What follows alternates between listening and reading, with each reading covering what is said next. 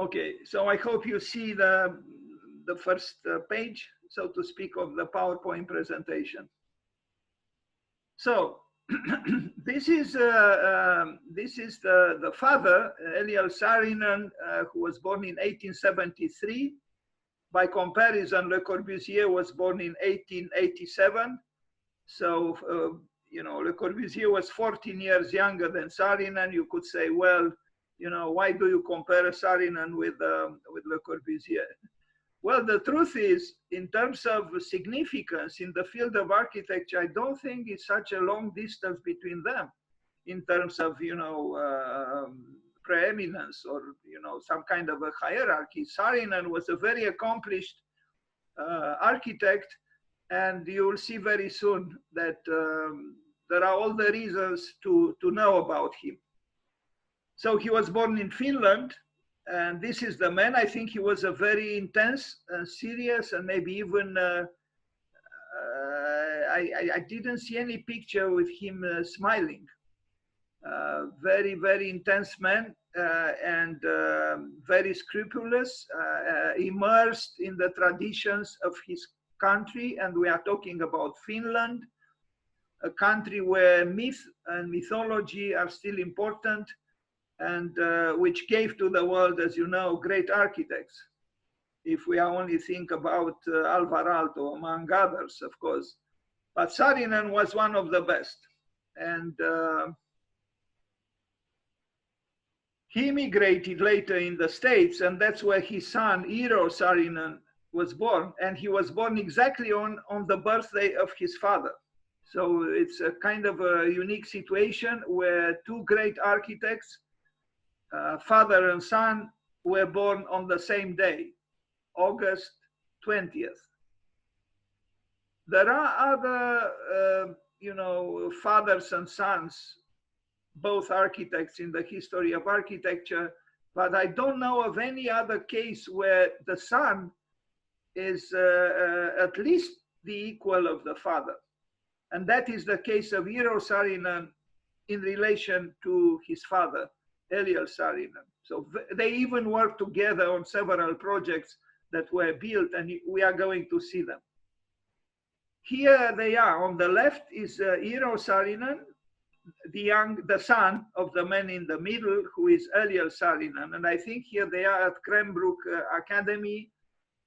Eliel Saarinen built some buildings there, and it's you know, a kind of a famous academy of art and architecture and design in the United States.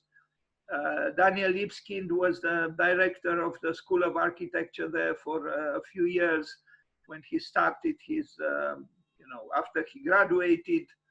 But please remember the man on the left, and you will see his vast works, vast oeuvre and very important architectural works, and then his father in the middle, both Saarinens. So on the left, the son, of course, on the right, the father. Unfortunately, the son died at 51, so he died young.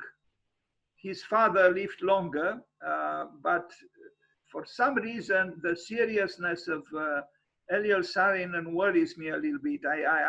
Worries me in the sense that I'm afraid his son grew up in a tense atmosphere. I mean, why would he die at 51? Of course, there are people who die even younger, but this was an extremely successful architect.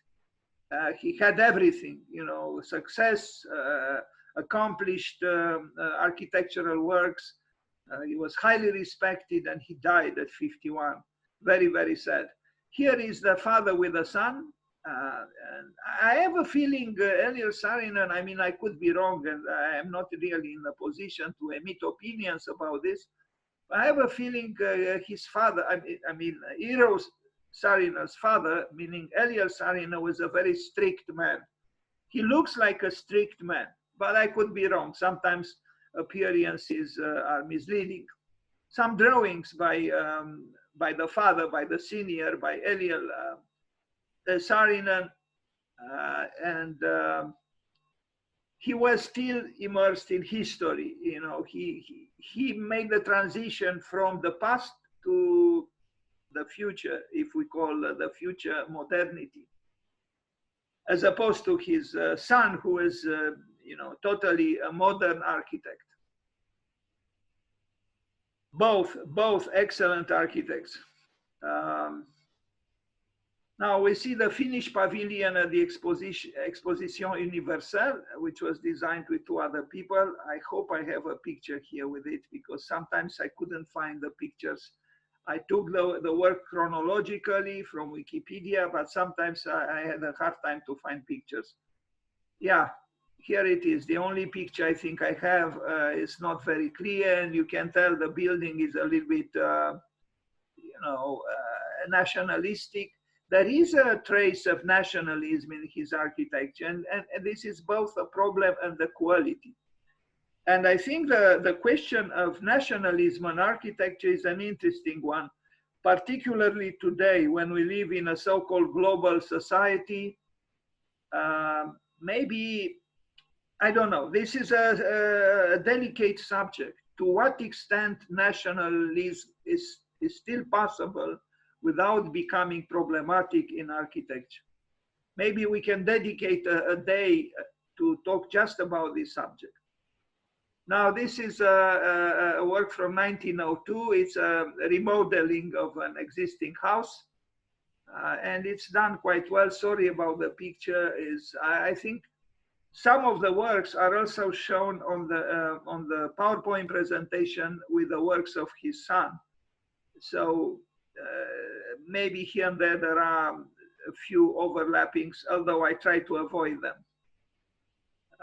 You can tell this is an architect who studied architecture in a so-called classical way, and he had a respect for tradition, for materials, for organic materials, for geometry, for composition. He was not, I almost felt like saying a lost soul in architecture. No, he was grounded. He was rooted in a serious and sensitive tradition, the one of the culture of the country he lived in. So his buildings are usually very well crafted, with a good understanding of tectonics, with a good understanding of building materials, techniques, and so on. Sometimes, although I kind of consider myself a modernist and maybe even some kind of iconoclast, but sometimes I look with admiration towards the past when I see architectural works that were built with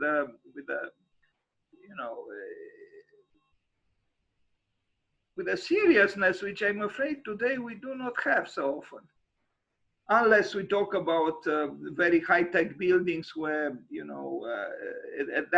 that might be considered some kind of a new tradition. Okay, so now we go to the National Museum of Finland from 1904. So he already received important commissions, the National Museum of Finland. Some of his works are a little bit confusing, that he uses a form of architectural composition that he applies to either a church or a city hall or, like in this case, a museum. Now, a museum and a city hall and a church are, different programs. But I guess with some approximations, you can use compositional strategies or methods that are somewhat similar.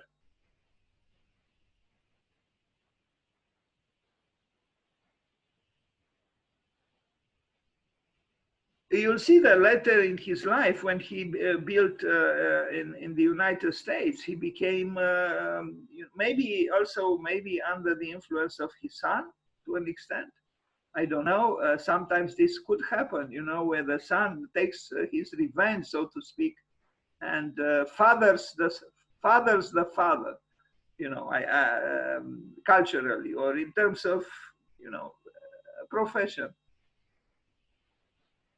let's only hope that fathers are willing to be fathered. Maybe not too many, I don't know.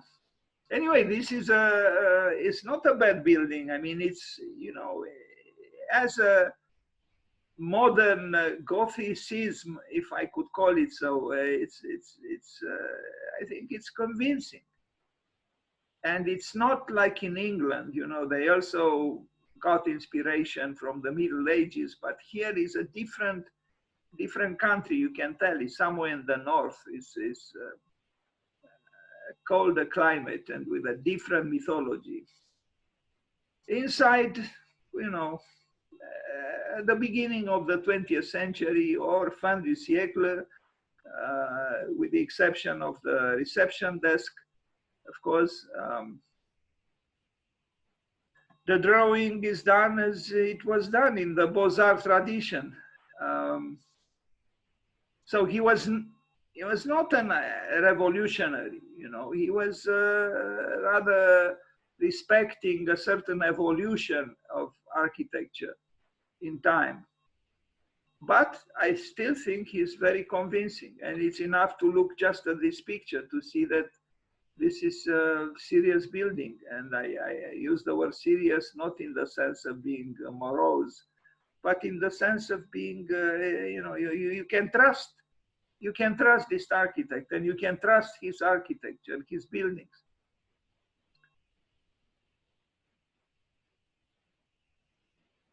And there are such details, you know, that make one almost smile, you know. I mean, do we do something like this today? No. And I wonder why not? Why couldn't we bring back to some kind of narration or figuration to our buildings, you know, to narrate something, to, I don't know what, but to narrate something. Now this is I forgot exactly what it is. Yeah, it's a factory, but you wonder, it could have been a church. You know, a factory. I have mainly pictures of the facade, the main facade, which is, I think, you know, appealing and interesting. And you will see a detail at the top, which is, again, an event that I think we miss in today's architecture. Look, you know, why can't we return to some kind of allegories or metaphors or, you know, some kind of a figuration that narrates something? We don't do this. But what if we, let's say, we have to design a house for someone.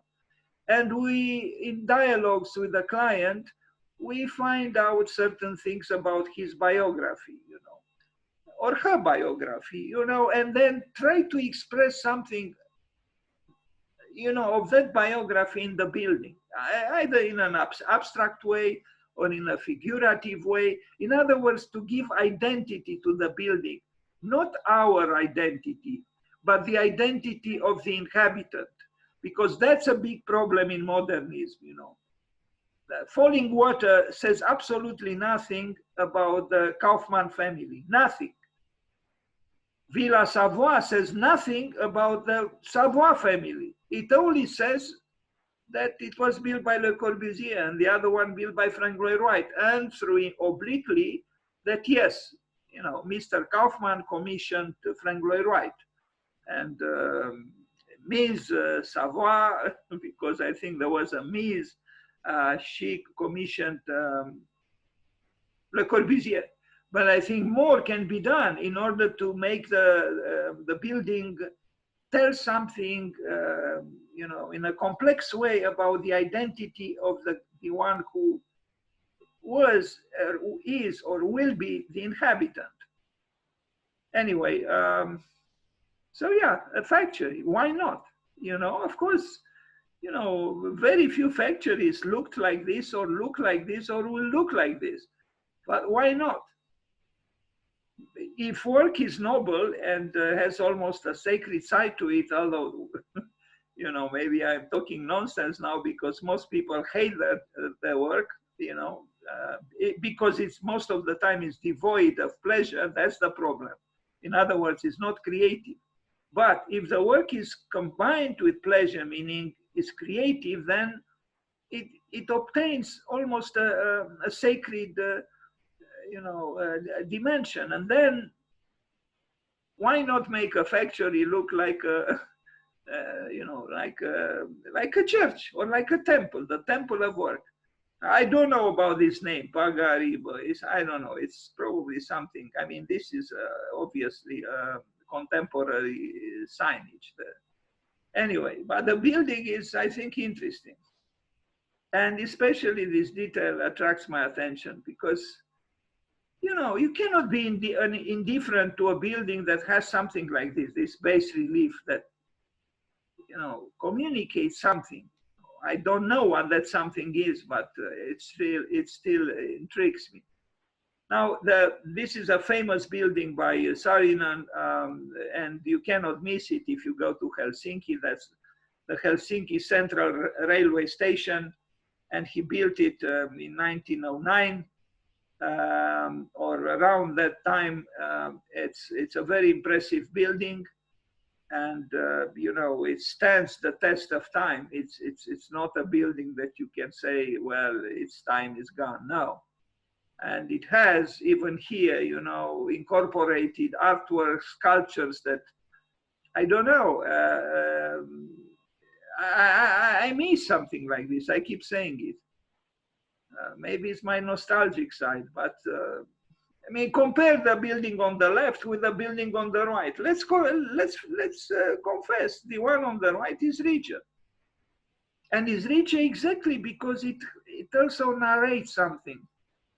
You might not know exactly what the architect wanted to say, but you cannot remain indifferent to such a building, or at least I can't. So yeah, it was built more than 100 years ago, but look, the composition is it respects all the canons of Beaux-Arts.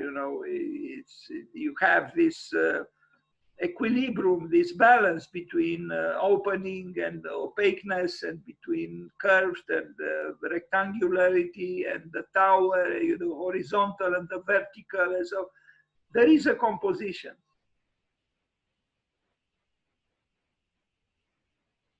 It's a very fine building. And it still functions very well. It doesn't need another building. And it's probably one of the best buildings in Helsinki. And in Helsinki, there are some other great buildings. Good work, Mr. Saarinen. We are proud of you.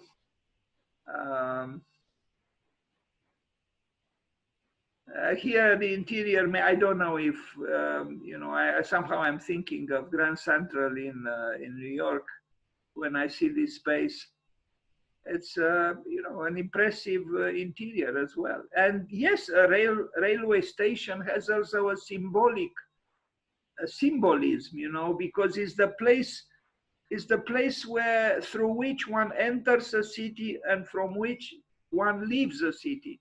So it's some kind of a threshold between two spaces, and yeah, I think the program of a railway station is interesting. Imagine yourself waiting here for someone very dear, and you bought flowers, and you wait on the bench, and you are nervous because the train is announced to be late, and I don't know. Is that it's a space? It's a special place, a railway station. And trains are beautiful, I think. When they arrive or when they leave, and they are special. I love trains. Okay, now a town hall, a city hall in Lahti in Finland from 1911. Equally good. I mean, you look at those three bow windows, very monumental. And again, the tower, the paradigmatic Saarinen tower, and yes, sculptures. There are almost always sculptures around his buildings, including in the United States. It's a fine building.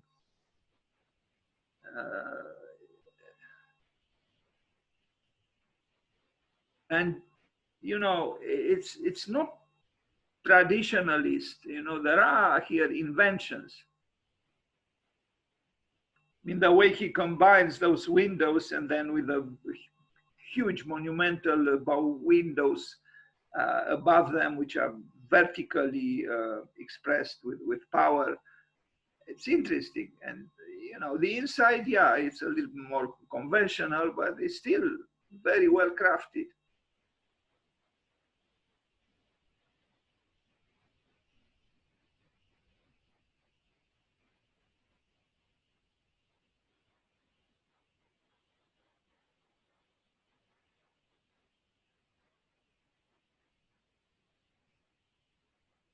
I mean, if you look at the buildings around it, this is still the most impressive and complex building. You know, all the others around are, you know, some kind of, you know, exhausted modernism, but not this one.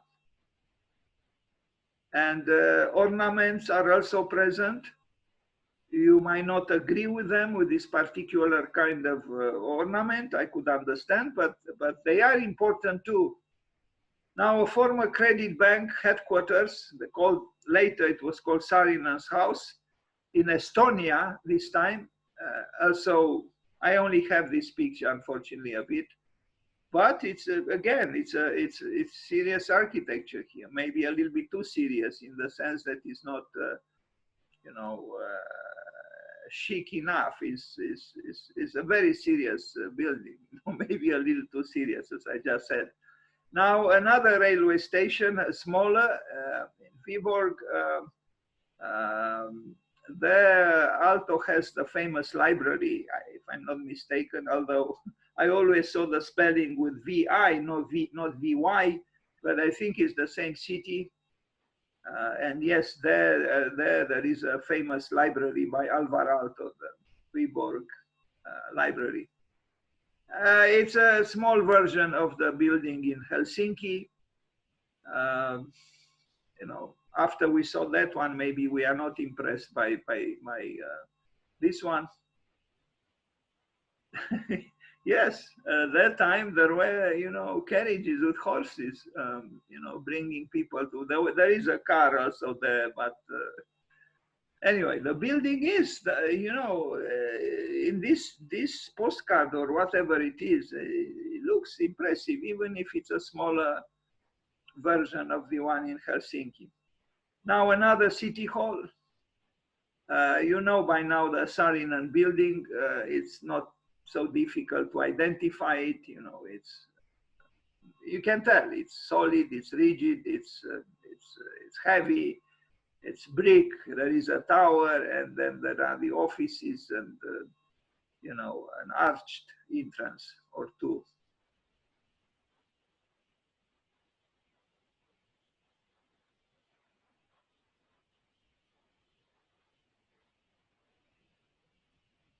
But when you see such a building, you know, you might have the thought that you will be respected as a citizen if you go in, and you know, because it's a building that seems to say that, you know, there must be dignity in the relationship between human beings, and I think the building has some dignity.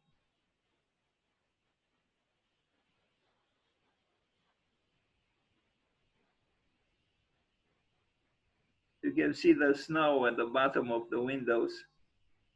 Something Peter Zumthor doesn't care about in his otherwise very snowy Switzerland. I'm critical of that house he built with you know, how do you call them? I'm beginning to forget English. Forgive me. You know, he has this. Peter Zumthor has sometimes strange design configurations. You know. Anyway, I shouldn't get into that. Here there are you know, why not again? You know, I do think that these bodies, these human beings, bring something interesting to the building, and you know, They might even be identical, as these seem to be. It's okay. I think it's interesting. Anyway, but they are coming back in Vienna. In Vienna, I saw a rather recent building where sculptures adorn, an office or a department store, several floors, and you have the contrast between, glass, because yes, glass is our mythos today, and then you have these sculptures that adorn the facade. Interesting. A church from 1917. Now, if it could have been also a city hall or a museum, but it's neither. It's a city hall. It's a church. You see, I'm myself confused. It's a church. This time it is a church. But in terms of compositional, strategy, he uses the same one. Maybe the tower is taller and more pointed, but anyway, the inside is very whitish and the outside is not. I imagine he was, I don't know, because you see between the railway station and the church, in terms of architecture, maybe it's not such a great distance. In a convincing section, I like the drawing. It's fine.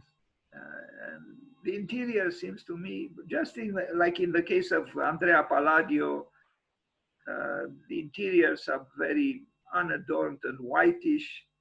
This bothers me a little bit with Palladio. The Marble Palace in Helsinki, now we are getting more and more modern in a way. You see, we are almost close to Adolf Loos here. I can't wait to talk about Loos in 2 days. Adolf Loos. Strange man, Adolf Loos. A great architect, but he had problems. Maybe you know about them.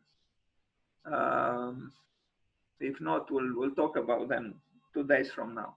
So this is the marble house by Saarinen.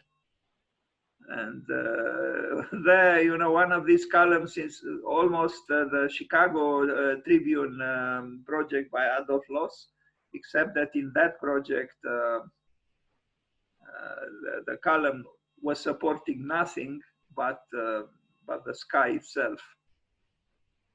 You probably know the project, a very famous project by Adolf Loos. You see, talking about it, you can make a project that doesn't win and is not built, but remains in the consciousness of the architects and is present, is part of the history of architecture, because you had a vision and you expressed it. It almost doesn't matter if you win or not, but if it's powerful enough, it makes it into the consciousness of the profession. Now, another building, this one a little more traditionalist, so to speak. It's always a problem when you use, pitched roof on large buildings. On smaller buildings is easier, but on large buildings, it becomes complicated, I think. Anyway, beautiful snow. I kind of miss the snow, but we still have to go through this summer, which I don't think it was so hot this year, or I don't know. But then I didn't leave the room, so maybe that's why. Now we are now in the States. So he left Finland and established himself in the States. So we see the so-called music shed in Lenox. I don't have great pictures, but you can tell it's almost entirely a modernistic building. And since I talked about Shigeru Ban, you probably know, because when I made the presentation, I mean, if you were present at that presentation, I showed a work in Moscow by Shigeru Ban, kind of like this, where he used columns made of those, tubes that he became famous for using. Anyway, this one seems to be better than what Shigeru Ban did. His son also, Hiro Saarinen, worked with curved buildings like this, and you'll see them very soon. This is a music hall in Buffalo, monumental and, austere. In fact, besides the doors, you don't see any penetration into the building. Fortunately, there is water around it. Inside is a different story. I think it's a good building, and around it, the city of Buffalo. That very Buffalo where the great building by Frank Lloyd Wright was leveled in order to make a parking. I'm talking about the Larkin building. Incredible. Anyway, but they didn't demolish this one, and it still functions.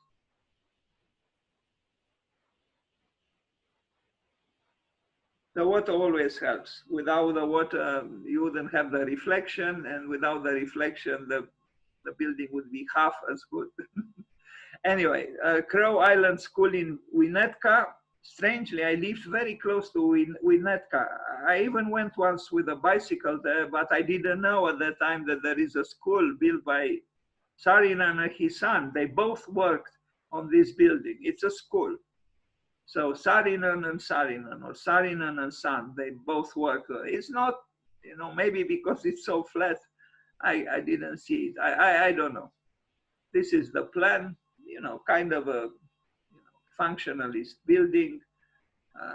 It's okay. But it was built, around 80, 70 years ago. So, for that time, probably was somewhat innovative.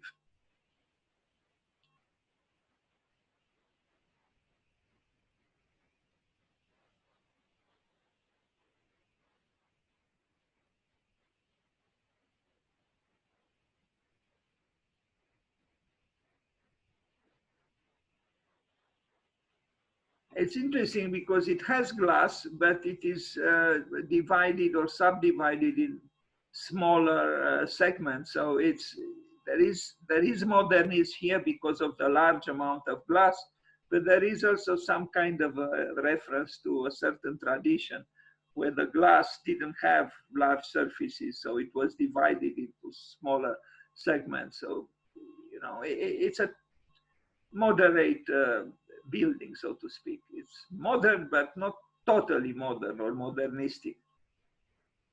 The first Christian church from Columbus, 1942, so 80 years ago. I like this building.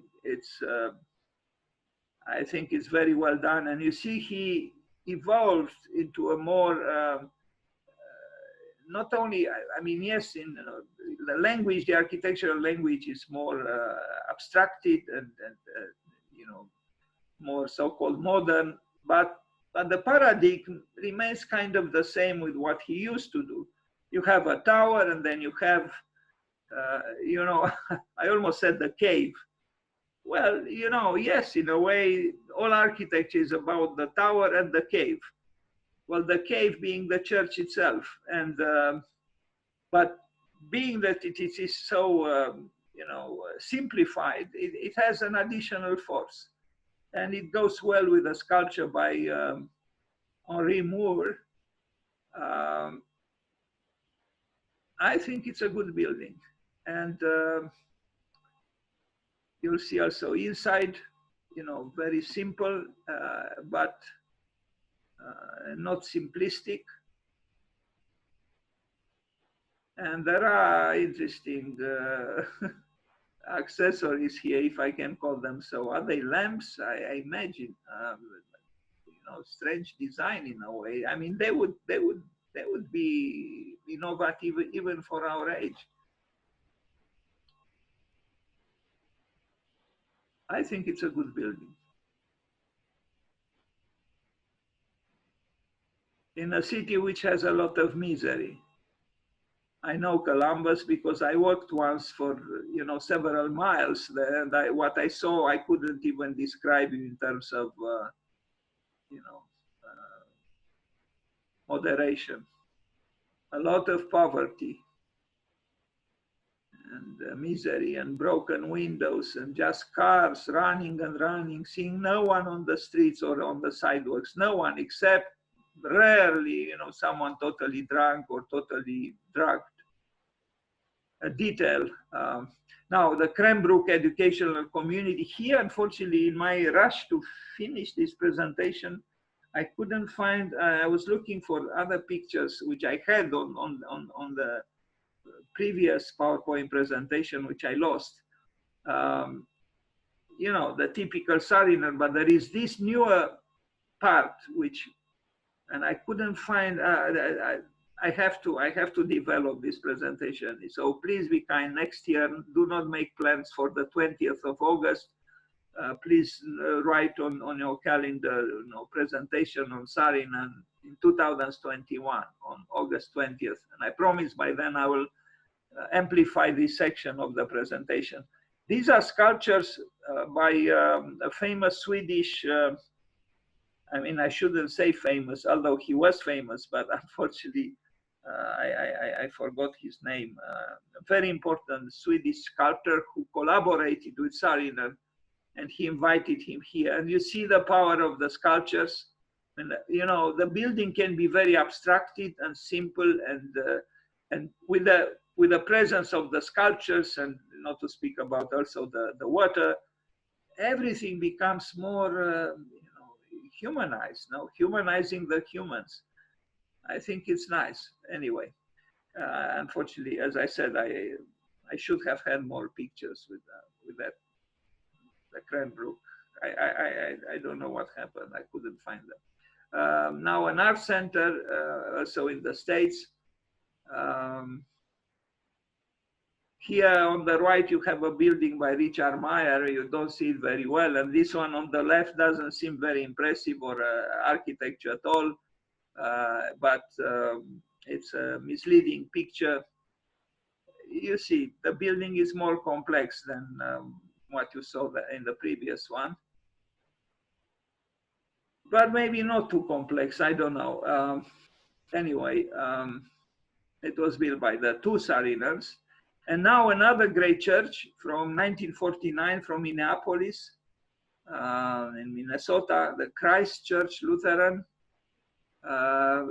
similar to the one that we saw before. Variation on the same theme. But it is here, I think, a very convincing form of modernism for this program, for a church.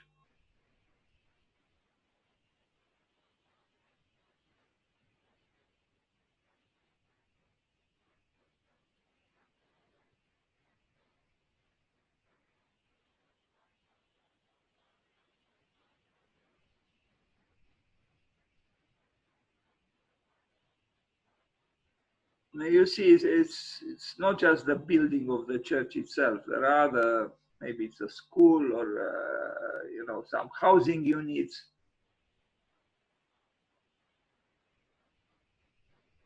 And I like this detail here. It's, again, you can do wonderful things if you have imaginative, and you can invent interesting things almost anywhere in the building.